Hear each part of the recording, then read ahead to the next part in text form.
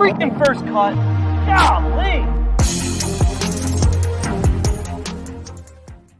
Welcome to the First Cut Podcast. I'm Rick Gehman, and this is your round 3 recap for this week's Memorial. Joining me to break it all down, it's Greg DuCharme. Hey, Greg. Well, what's going on, Rick? Quite a day, a roller coaster of a day out at Muirfield Village. A lot of action. We saw some hole-out eagles. We saw some doubles and triples and everything in between. So, yeah, it was quite a day out there. Well, we saw it all, and let's just start with the early roller coaster from Shane Lowry, who got this thing started immediately by holing out from 194 yards on number 1 for eagle. That would not be his only hole out for eagle on the day. In fact, he did it again on 14 from 119 yards. And then, Greg, as if that wasn't enough, he holed out on 7. No, where did he chip in on? I believe I thought it was 7 as well. Maybe it was 7. 1, 2, 3. Yeah, he chipped it, hold out from the bunker on 7. Yeah, that's right. Hold out from the bunker. So that is eagle from the fairway over 190 yards, eagle from the fairway over 100 yards, hole out from the bunker for birdie. That's pretty solid. It's a 68 when he's done. Yes, and thankfully he had some of those hole outs. Look, this was a little bit of a wild day for Shane Lowry. Right, it was not fairways and greens and make a bunch of putts for 68. Obviously, you mentioned the hole outs. The one on number 1 was from 195 yards. It was just perfect. He didn't have much of an angle, kind of had to thread the needle, and it ends up dropping, which was beautiful. But all in all, this day was kind of shaky. It was kind of wild. He was kind of hanging on, and it's just another emotion-filled, crazy round of golf from Shane Lowry. But all in all, it was pretty good stuff, and it's great to turn in the second best round of the day with 68. The round of the day goes to Sungjae Im, who shot a 67. Now, he shot a 76 in round 1. He was 5 shots better in round 2. That's a 71. He was 4 shots better in round 3. Greg, that obviously means he is going to be 3 shots better in round 4, and he is going to shoot a 64 tomorrow. He will shoot 64 tomorrow. That is confirmed. That would put him at, that would be, let's see, 11 under. So he still probably won't win, but it will be quite a charge. Look, this day from Sungjae Im was impressive in a lot of ways. He drove the ball really nicely. I think he was pretty good with his iron play as well. But what's so impressive to me about Sungjae Im's round was his short game. A number of really good up and downs. And you look at the birdies that he made. He gets up and down for birdie at 5, chips in for eagle at 7. It gets up and down for birdie at 11, up and down for birdie at 15, adds birdies at 12 and 14. Those are wedges. He had some really good wedges there. And at number 4, you don't really have very many options. You kind of just got to hit it at the flag. And Sungjae Im excels in that area. So adding that birdie there was really nice. But to play the par 5s in 5 under around here is absolutely phenomenal. And I think looking at this leaderboard, the way the players have played the par 5s has created some separation. It's an interesting aspect to this tournament. Sungjae Im shot the best round of the day, 67, making 3 bogeys, including 2 on the final 3 holes. He also played with Shane Lowry. So if you followed that group around this morning, if you were tracking that group, if you were watching them, you got your money's worth from those 2. Yes, I mean, look, this day was not as difficult as it was in round 2. It was not as windy. It didn't seem as treacherous. Scoring average was still more than a shot over par. So this round, if you're following just this group, you saw a very different golf course than the rest of the field, because they made it look pretty easy with 68 and 67, and there weren't many groups turning in 2 scores like that. There were not. There certainly were not. We're going to turn our attention to the later tee times, get you the guys who are at the top, who are going to be vying for this Memorial. But first, we're going to take a quick break and hear a word from our partners. We need your sports news anywhere. We've got breaking news to bring you. Then get your sports anytime you want them. Big trade news overnight to discuss. Because we know you need sports all the time. A lot of movement in the rankings this week. A legend adds to their legacy. We're bringing you that breaking news right here on HQ. CBS Sports HQ, anywhere, anytime, all the time. And we're back. Greg, there are so many directions I could go with this because of the turbulence and just the rollover and changing that was happening of this leaderboard. Let's start with Adam Hadwin. He carded his second consecutive 72. That was pretty calm by Saturday's standards. He made an eagle on 5, a double on 14, and pars in between. So that's 2 under, back to 2 over.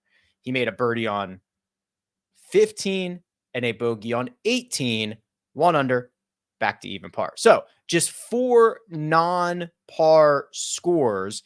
And after his opening round 66, he has really kept himself in this thing. He's going to head into Sunday in a tie for second. Yes, he's done some things very nicely. I mean, before this round, he was doing really well with the shots that you have inside of 150 yards. And doing pretty well with his driving accuracy as well. Hit 9 of 14 fairways the first 2 days. Seemed to hit the right fairways. Hit 10 of 14 fairways today. And every time he got inside that 150-yard mark, he was excellent through the first 2 rounds. In today's round, there's kind of the one double bogey on the card is completely inexcusable. He's 121 yards out in the middle of the fairway and lays the sod over it. He comes up like 30 yards short of the green. And that's just extremely disappointing because in order for Adam Hadwin to compete on this golf course, he's got to be really smart when he's in the fairway, or even if he misses the fairway on the longer holes where you have, longer clubs into the greens. And he's got to take advantage of and at least make par when he's got a short iron or a wedge in his hands. It's one of those areas where he can compete. And he didn't do it in this round. That was disappointing. The tournament is totally different if he makes a birdie or even a par at number 14, and it was right there for him. That being said, what Adam Hadwin has done so well this week is play those par 5s. He's 9 under on the par 5s for the week.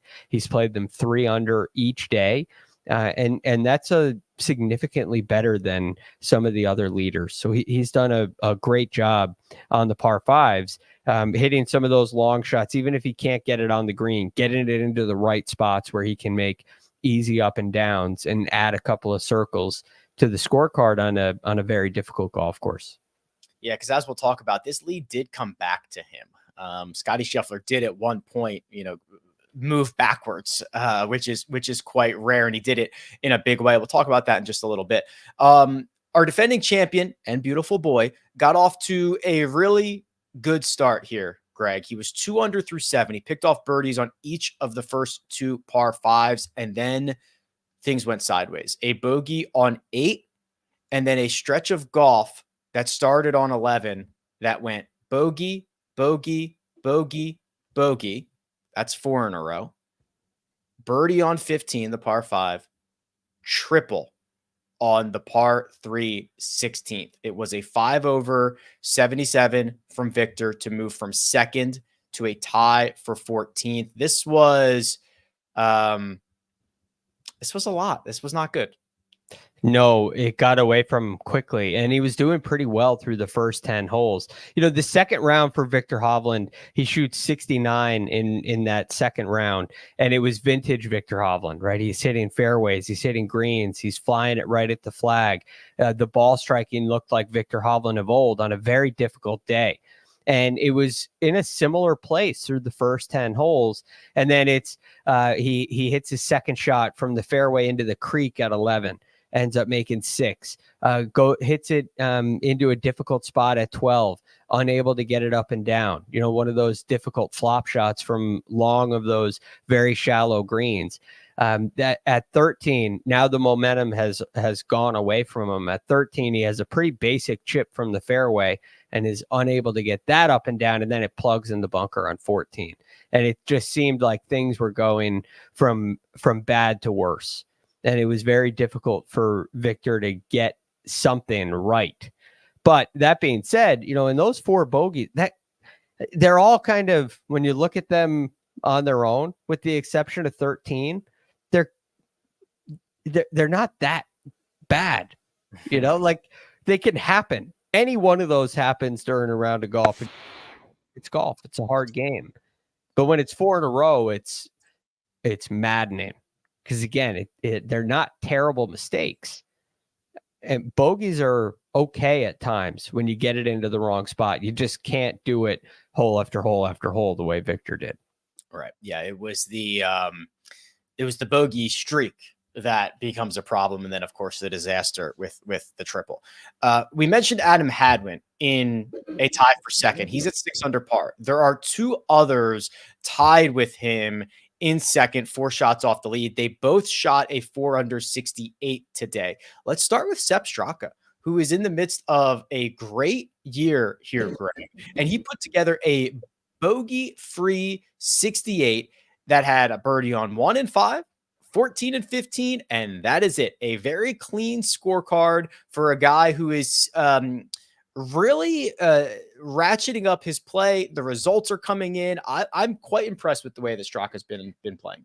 Yeah, you think about this this Sepp Straka round, and this is exactly why we were so high on him coming into this week, why we really liked him, why we talked about him Monday in our DFS show, and may even have him somewhere in the betting card of Tuesday.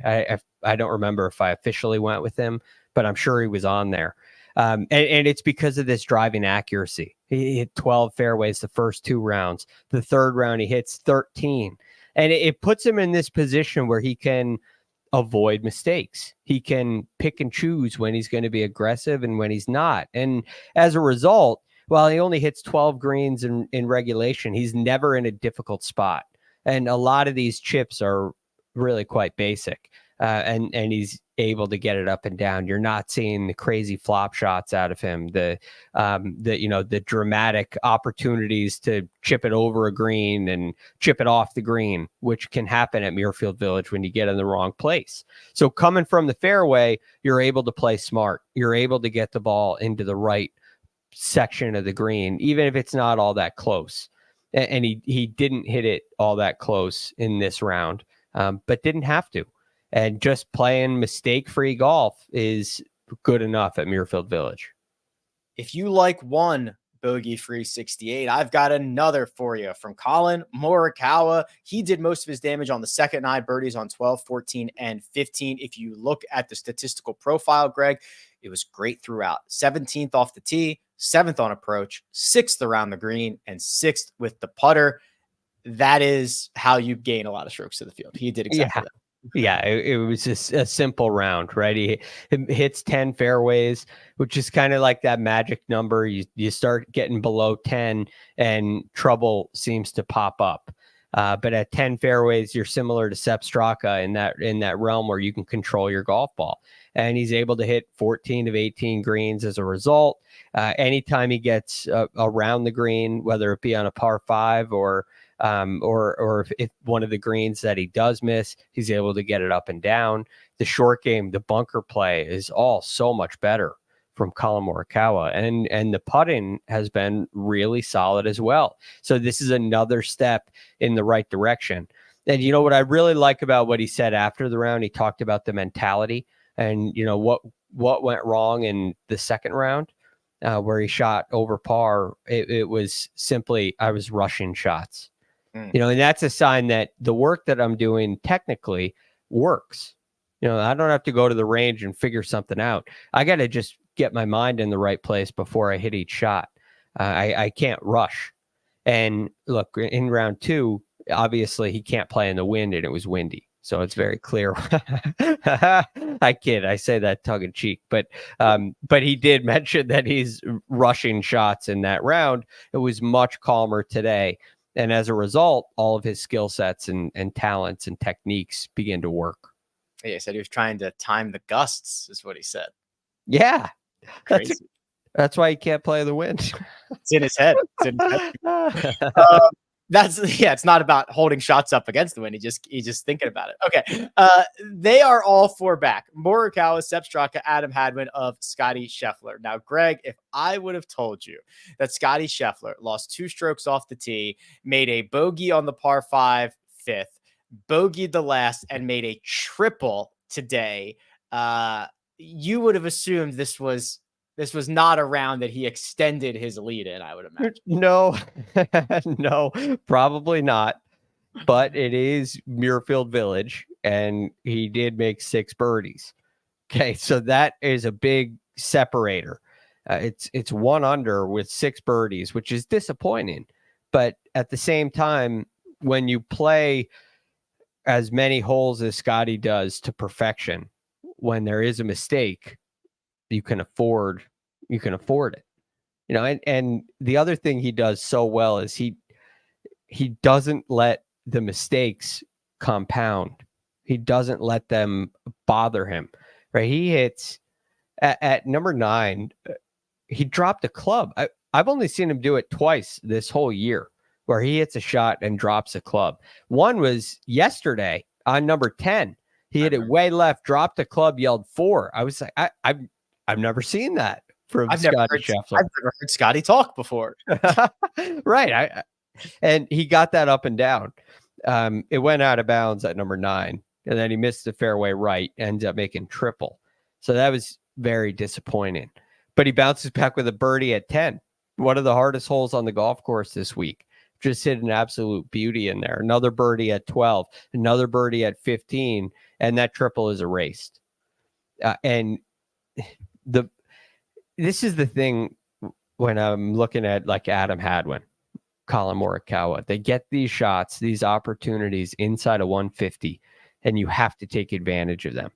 Well, Scottie is a little longer, so that range kind of extends, but inside of 150, he's the best in the world. You know, I almost catch myself saying Adam Hadwin can compete with Scottie Scheffler inside of 150, but it's not really true. It's not anything against Adam Hadwin. You know, he's my boy. It's nobody can. He's the best. Anytime he gets a short iron or a wedge in his hand, it's close. It's going right at the flag. And when he gets the longer shots into the greens, he's really wise. He's really smart. And so, like, when you look through his stats, his proximities are really good with the wedges and short irons. And they're not the best in the world from outside of that 150. You know, the 200. He's not the best player from outside of 200 yards from a proximity perspective. But because of the decision making, he doesn't put squares on the scorecard in that range. He hits the greens from that range. And when he gets wedges, he hits it at the flag. And it's perfection in a way that you don't see very often. So this is, he's got to clean up the par 5s a little bit. You know, Adam Hadwin's 9 under for the week on par 5s. Scottie Scheffler's only 3. And he's still leading by 4. On Monday, I believe it was, we set a line on what Scottie's tee to green number would be this week. I think we were hovering between 12 and 15. Did we actually settle? Did we settle on a number? I think at 15, you said under. I thought I said 12. You said 12 first. And you said it when I don't know if we decided on one. I know you said 12. I said 15. At 15, you said you'd take the under. I think I said I'd take the over. Which is looking very wise by you right now. He's leading the field, but I'm not going to take my victory lap just yet because he might do it. He's at 10.5 right now. He has gained 11.2 on approach, which is like the 6th most in the ShotLink era through 3 rounds. So he has gained 3.5 strokes on approach every day this week. So if he does that again, that puts him at 14. it's really the two that he lost. It's the OB ball that is gonna keep him. It makes it close. Yeah. Otherwise, like it's over.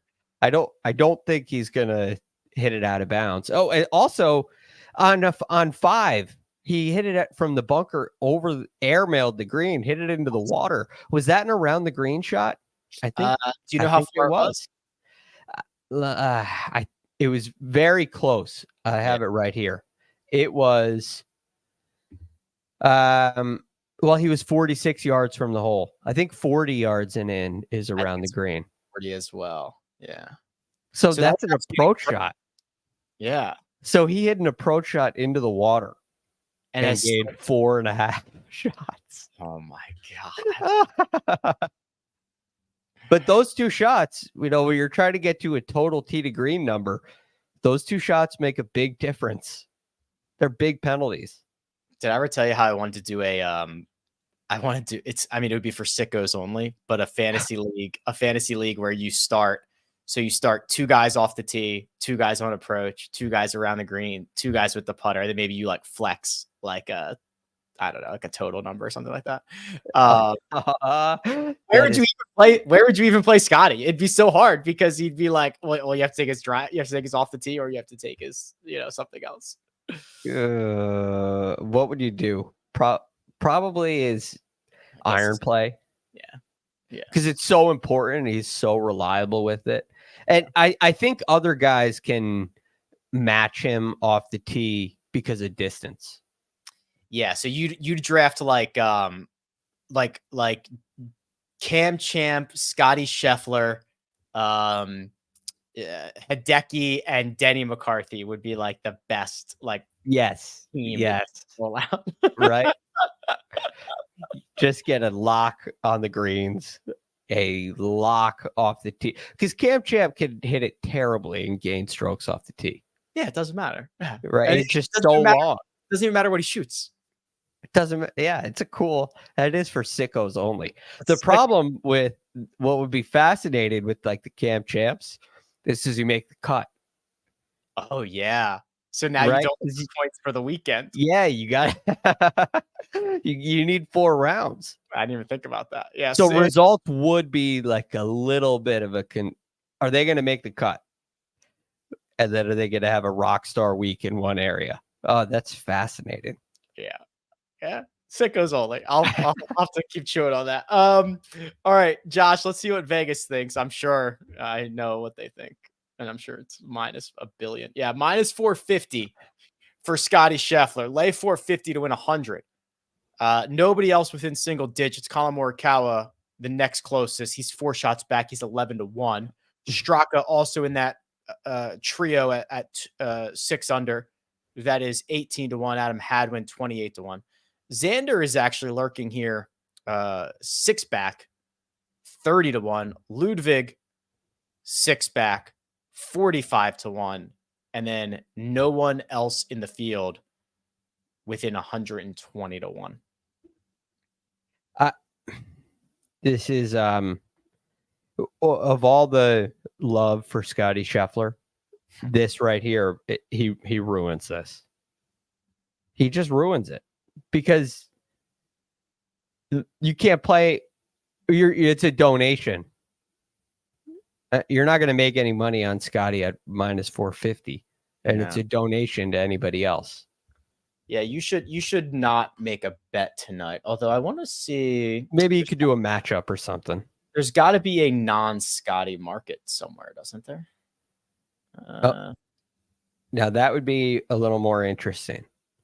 I don't have the odds for it, but I would be certain that at some point tonight there is going to be a non-Scottie Scheffler market, which would be really interesting because then you'd have 3 guys tied for the lead. Yes, it'd be fascinating. And I think Hadwin has some value. Morikawa would probably be the favorite. And look, I was really high on Morikawa and Sepp Straka coming into the week. Morikawa is my one and done pick. So I would obviously pick him. And I think he's done the things you have to do really well here. Josh has got the number. There we go. So look this at that, is without Scottie, it's without Rory, and it's without Xander. So this probably was like a pre-tournament. Now it's like a live scenario. So that's good. So Morikawa is the favorite, plus 180, Sepp Straka plus 320, Hadwin 5-1, Ludwig 7-1, Sahith 18, Seabez 22. I would take Sepp Straka. I think Sepp Straka is the most attractive number. I'm curious about Ludwig too, who's 2 back of Morikawa and Straka. And just Ludwig hasn't made any birdies. Like he made 2 birdies today, 2 birdies yesterday. I guess he made 5 in round 1. But to your point, he's 32nd in the field in birdies and he's 5th on the leaderboard. Right. He's avoiding mistakes. You know what else is fascinating about this, Rick? How do these guys, like, is Collin Morikawa going to try to run down Scottie Scheffler? Yeah, so that's that things get dangerous when you do that. He should try, but I feel like Sepp Straka and Adam Hadwin shouldn't try. They need to stay in their lane, right? They got to play the best round they can. T2 would be very good for both of them. Very lucrative. Take a huge jump in the FedEx Cup. But Morikawa is playing for trophies at this point. Morikawa has to try to run, and they're playing together, right? They're playing together. Correct. Yeah, he's got to try. So that's a little twist in this. Like Ludwig, it's part of the reason why I like him being 2 back. He's out of it. You know, you're 6 shots back. Are you thinking, all right, I just got to keep playing. I'm going to make no bogeys today. And if he does that, he could very well come in second place. 4 under 68 for him, reaching 8 under could very well come in second. If you're Adam Hadwin, you are now Adam Hadwin, and the golf gods call you tonight and offer you an even par round right now. Take it or leave it for tomorrow.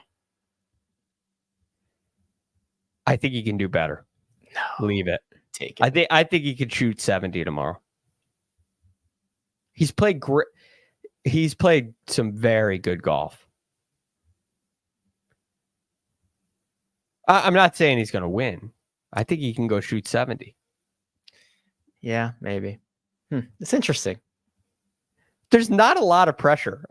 If you're Sepp Straka or Adam Hadwin, there's not a lot of pressure. You're not supposed to win. You're not going to win. I agree. Yeah, no one's like, oh, I wonder, like, is Adam Hadwin going to collide? No, it's just like, dude, go play golf.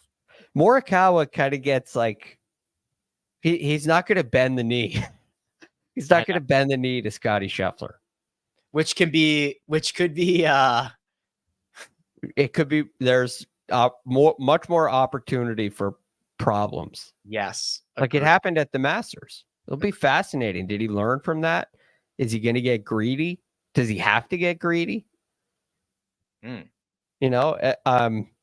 So that's why this kind of market is just, it's not the straight up winner, because some of these guys may be freewheeling a little bit. Like the Gala may just be freewheeling a little bit.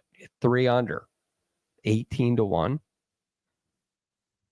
Not a bad number. So he's 3 off of the without. Yeah. Interesting. And there's only, and Xander Schauffele's not even included in that. Correct. So you got it's no Rory, no Scheffler, no Xander. Yeah, there's 5 guys. He's got to go and pass 5 guys. Right. It's fascinating. That's fun.